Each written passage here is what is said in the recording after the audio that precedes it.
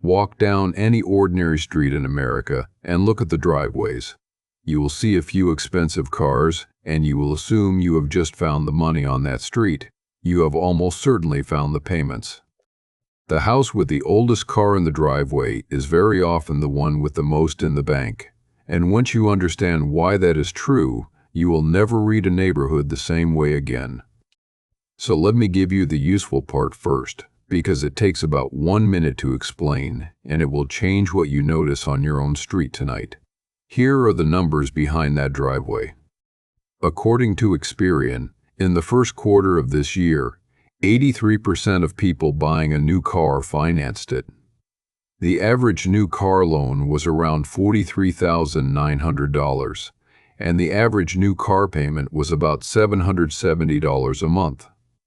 So when you see a shiny car in a driveway, the most likely thing you are looking at is not a purchase. It is a monthly obligation that has 60 or 70 more months to run.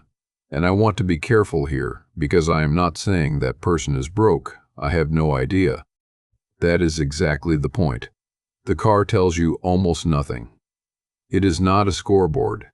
It is a photograph of one decision, taken on credit, and you cannot read a balance sheet from it in either direction. That is the whole shift. Most of us walk around quietly ranking the people near us by what we can see. And the things we can see turn out to carry almost no information at all. Now let me show you why the signals broke, because they did work once. There is a comparison I keep coming back to. The consultancy Bain & Company estimates there are around 330 million luxury consumers in the world today. The UBS Global Wealth Report counts about $58 million millionaires on the entire planet. Sit with those two numbers next to each other. The people buying luxury outnumber the people with $1 million by roughly 6 to 1. So the luxury market cannot possibly be made of rich people. There are not enough rich people in the world to fill it. Most of what gets bought to look wealthy is bought by people who are not, and that is not an insult, it is arithmetic. This is what credit did. Before consumer credit was everywhere, an expensive object was genuine evidence, because you had to have the money in hand to hold the object. Once anything can be financed over 72 months, the object stops being evidence of wealth and becomes evidence of a willingness to make payments. The signal did not become a lie. It just became noise. The idea itself is not new. Back in the 1990s, there was a famous survey of American millionaires, and one finding startled everyone. Half of the millionaires they surveyed had never in their lives spent more than about $29,000 on a vehicle, not the year of the survey. Their whole lives. Most were driving something 2 or 3 years old, in ordinary makes you would not look at twice. Now that is old data, and I am not going to pretend the dollar figure means anything today. What has held up is not the number, it is the pattern underneath it. The people with money were not spending it on being seen with money. Which brings me to the part I think is genuinely underrated. Looking wealthy is not a purchase. It is a subscription. Think it through with any visible thing. The expensive car needs the insurance that matches it, the tires that match it, the service that matches it, and a garage you are not embarrassed to park it in. The bigger house needs the furniture, the landscaping, the roof, and the taxes. The jewelry needs a policy. The boat needs a slip, and the slip needs a fee, and the boat needs a friend to help you sell it in 4 years when you are tired of it. And the part nobody mentions. Each one quietly comes with a social bill.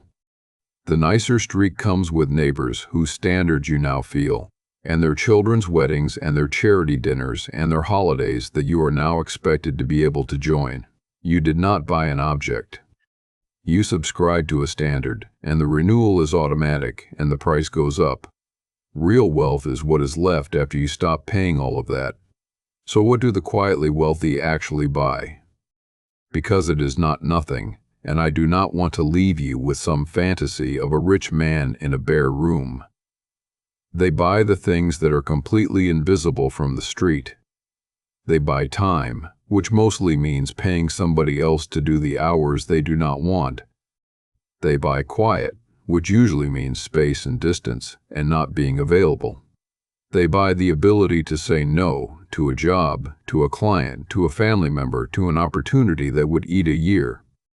And they buy the absence of a payment, which is a strange thing to buy and the most underrated thing on the list. None of that photographs. You cannot post it.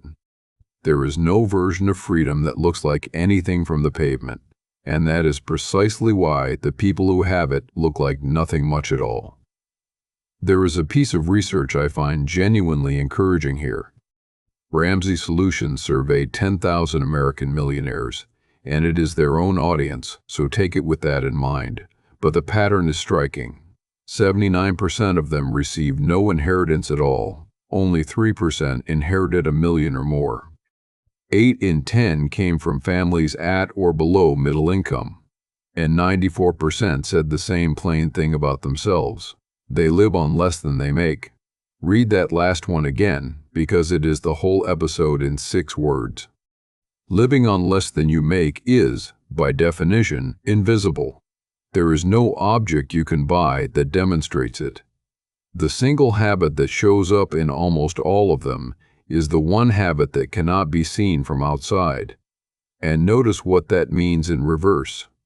If the defining behavior of wealth is invisible, then the visible things cannot be the evidence. We have been reading the wrong column this entire time. Now, why do they choose invisible? I think there are 3 plain reasons, and none of them are mysterious. The first is that visible money invites requests. The moment people believe you have it, the requests begin, and they are rarely from strangers. It is the nephew with the business idea. It is the brother-in-law who needs it just until spring. It is the friend who assumes you will pick up dinner now, every time, forever. Every one of those conversations costs a relationship or costs money, and usually both. Staying quiet is not stinginess. It is the only way to keep those conversations from starting. The second is that visible money sets a floor. Whatever you show, you now have to keep showing. Nobody in your life will let you quietly go back down.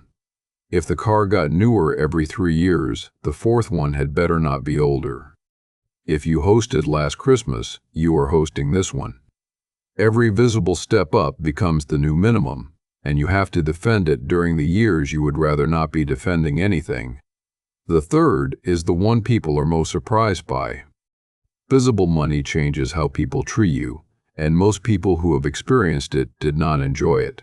Old friends get slightly careful. Someone you have known for 30 years starts doing a small calculation before they speak. You get invited to more things, and you are trusted with fewer. A lot of people who came into money quietly say the same thing. They liked how they were treated before. And here is the last thing, the reframe I actually want you to take with you. Almost nobody is watching as closely as you think. This is the part that took me the longest to believe. We make these decisions, sometimes very expensive ones, for an audience. And when you go and look for that audience, it is not there. The neighbors notice for about a week. Your colleagues notice once. The people whose opinion you were buying are, at that very moment, worrying about how they look to somebody else. Everyone is performing, and nobody is in the seats. I once knew a man who spent 20 years in a job he disliked, partly to keep a house he did not need in a neighborhood he had chosen because of how it sounded when he said the name of it. He sold that house at 61. He told me the strangest part was that not one person asked him why. Not one. 20 years of a decision, and the audience he had built it for never even looked up. So if you have been carrying something expensive that you are quietly tired of, I want you to hear this clearly. The people you are carrying it for are not watching. And the day you put it down, almost nobody will notice, which is the good news, because it means the whole thing was always yours to put down. That is what quiet wealth really is. Not a look, not a minimalist aesthetic, not a beige house, not another style to perform.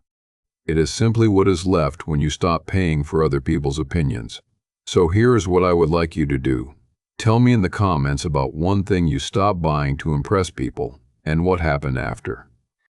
I read every one of these, and I think that list would be worth more to the people reading it than anything I could put in a video. Take care of the quiet things, and the quiet things will take care of you.